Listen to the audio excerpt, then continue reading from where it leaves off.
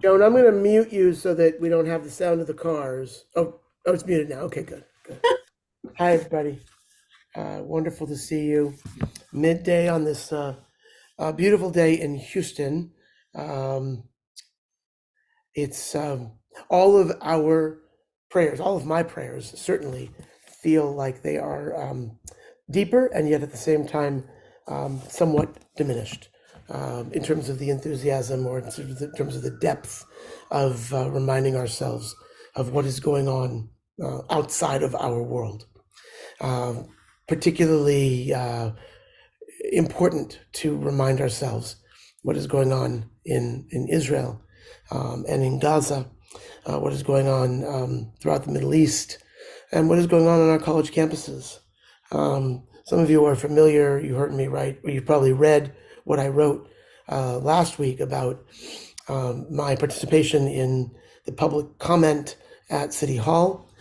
Tomorrow, we will be returning to City Hall because this effort of trying to make sure that our city leaders are hearing the truth, it takes a lot of work. It's a big effort.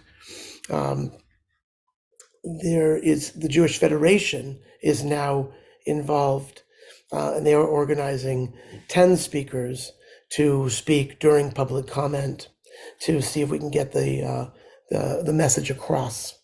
But the City Hall right now on Tuesday afternoons is becoming a central spot of a lot of energy going into communicating and clarifying, or people are trying to muddy the waters on what is actually going on in Israel. And the big, it is not that it is not a tragedy. It is absolutely a tragedy to see the kind of the bombing and the suffering that's being experienced by the Palestinian people in Gaza.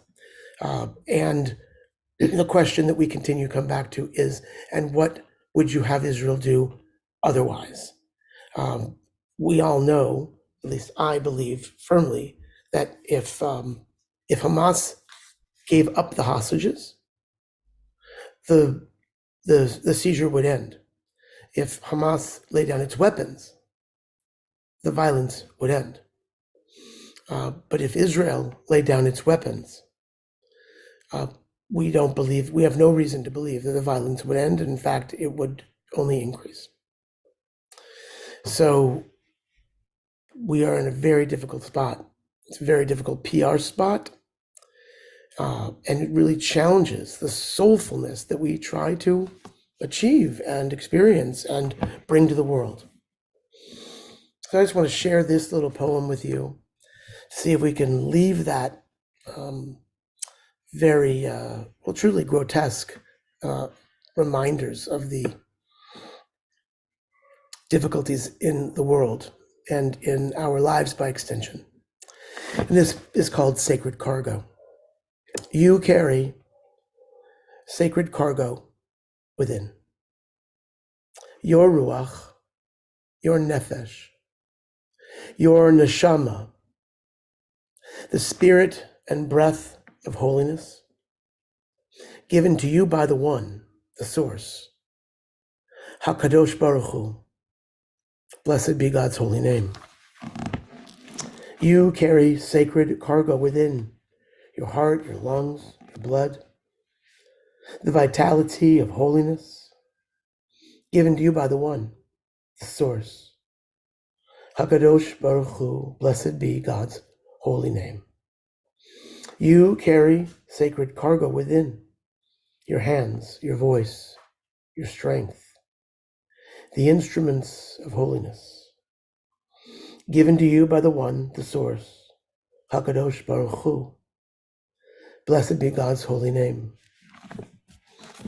Our tradition teaches us that the word for soulfulness, the word for soul is neshama, and the word for breath is also neshama. So that when we engage in this practice of breathing, of focus, of uniting the disparate parts of our minds and our hearts, even for just a few minutes, In each day, we remind ourselves that this is the original unity that we can step into at any moment, that we can find peace and love, gratitude and joy, forgiveness, openness, kindness. With every breath we take, a recommitment to all that we wish to bring to the world.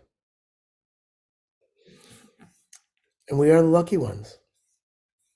We are so very lucky, so very fortunate to be able to take time away from daily life and to step into this moment.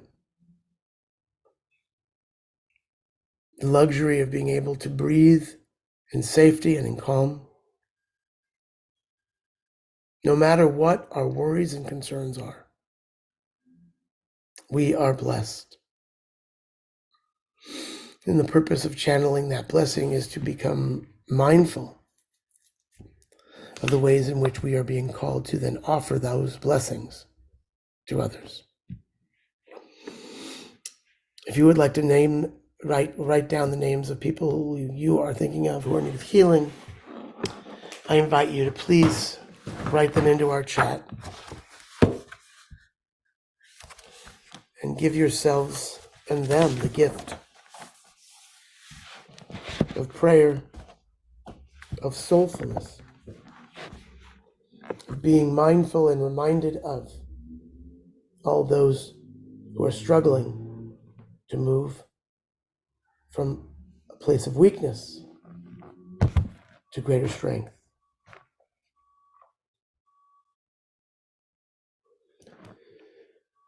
Mishe Beirach Avoteinu Mekor Habracha Leimoteinu. May the source of strength, who bless the ones before us, help us find the courage to make our lives a blessing, and let us say Amen. Mishe Beirach Imoteinu Mekor Habracha Lavoteinu.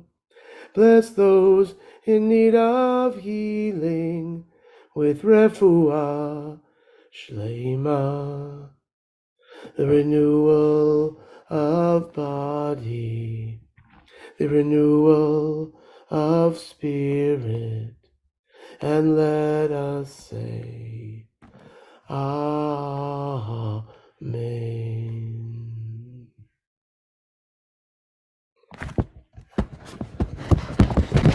Thank you, everybody, for joining us.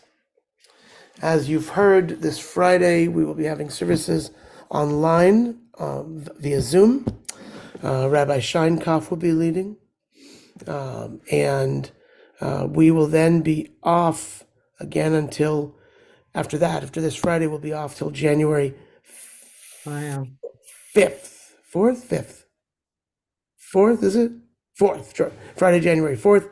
5th. We'll be back, whatever that date is, whatever that Friday is. We'll be back at First Unitarian.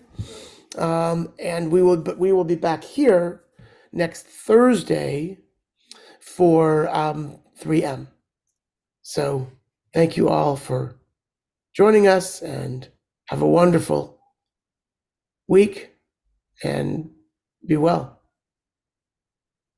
Have a good holiday. Enjoy. Enjoy. Thank you. Bye-bye. Hi, everyone.